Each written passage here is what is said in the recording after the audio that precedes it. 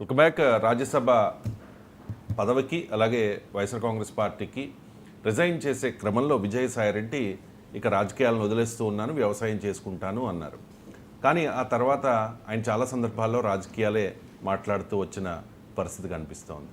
So రీసెంట్గా ఆయన రాజకీయాల్లోకి మళ్ళీ రాబోతూ ఉన్నారనే ఒక సిగ్నల్స్ ఇచ్చారు.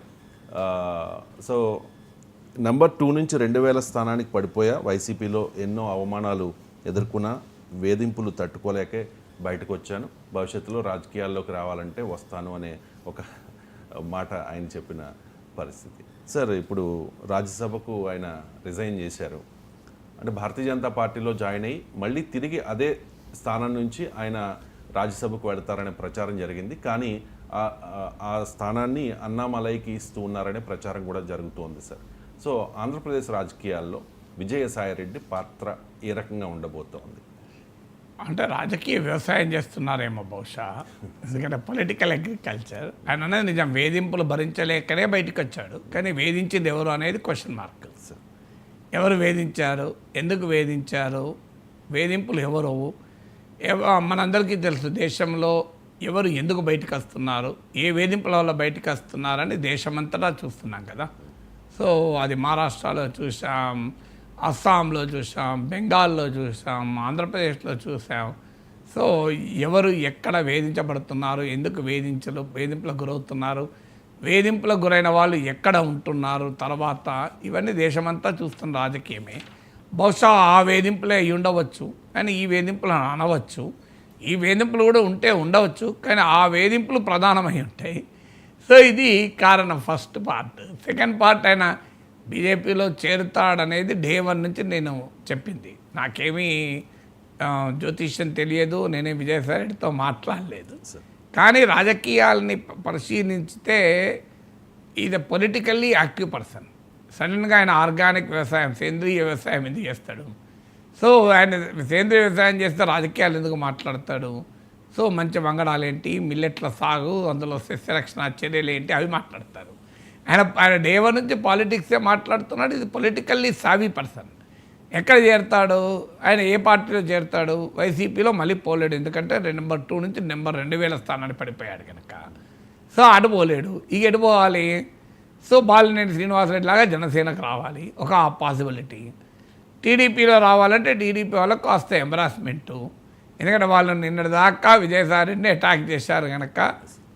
జగన్ ఎంత అటాక్ చేశారో విజయసాయిరెడ్డిని అంత అటాక్ చేశారు.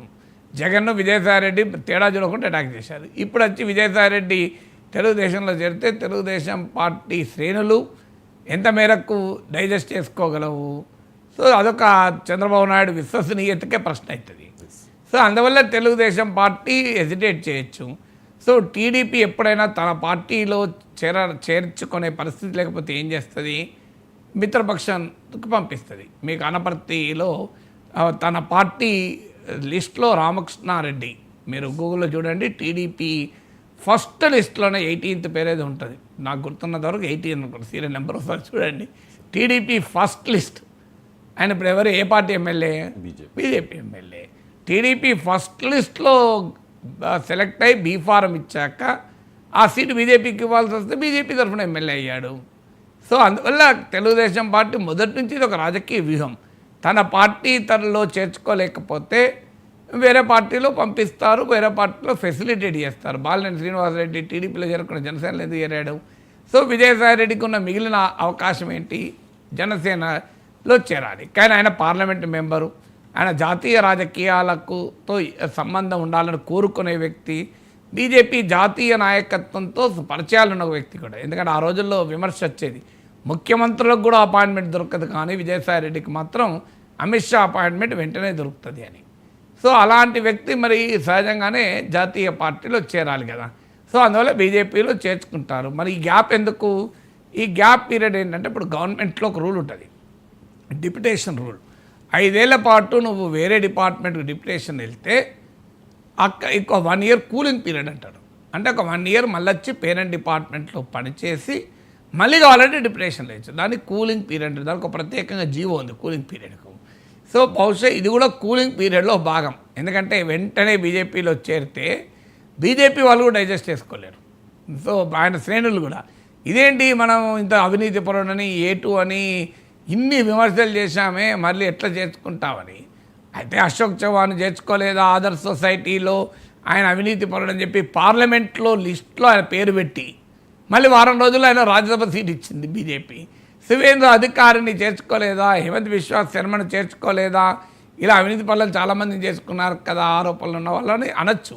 కానీ కాస్త ఎబ్బెట్టుగా అనేది ఉంటుంది, అర్జెన్సీ కూడా లేదు కదా. ఇప్పుడు ఎలక్షన్లు దగ్గర వచ్చినాయి, లేదు విజయసాయి రెడ్డి పెద్ద మాస్ లీడరు, లేదు ఆయన వెనకాల 20 మంది ఎమ్మెల్యేలు ఉన్నారు, ప్రభుత్వం మార్చడానికి ఉపయోగపడుతుంది అనేది లేదు. ఇప్పుడు అశోక్ చవాన్ చేర్చుకున్నారంటే ఆడ మహారాష్ట్ర ఎన్నికలకు ముందు, శివేంద్ర అధికారిని చేర్చుకున్నారంటే ఆయన మమతా బెనర్జీకి నెంబర్ 2గా ఉండే. సో సందర్భం ఉంటుంది. ఇప్పుడు సందర్భం కూడా లేదు, కాస్త కూలింగ్ పీరియడ్ ఇచ్చారనుకోండి. కూలింగ్ పీరియడ్లో ఏం చేయాలైనా అందుకొరకు ఇప్పుడు బీజేపీలో చేరటానికి బహుశా కూలింగ్ పీరియడ్లో ఉన్నాడు. సో ఆ తర్వాత బీజేపీలో చేరుతాడు. మరి అప్పటిదాకా కామ్గా ఉండవచ్చు కదా. కామ్గా ఉండరు. ఎందుకు ఉండరు అంటే వైసీపీ నుంచి బయటికి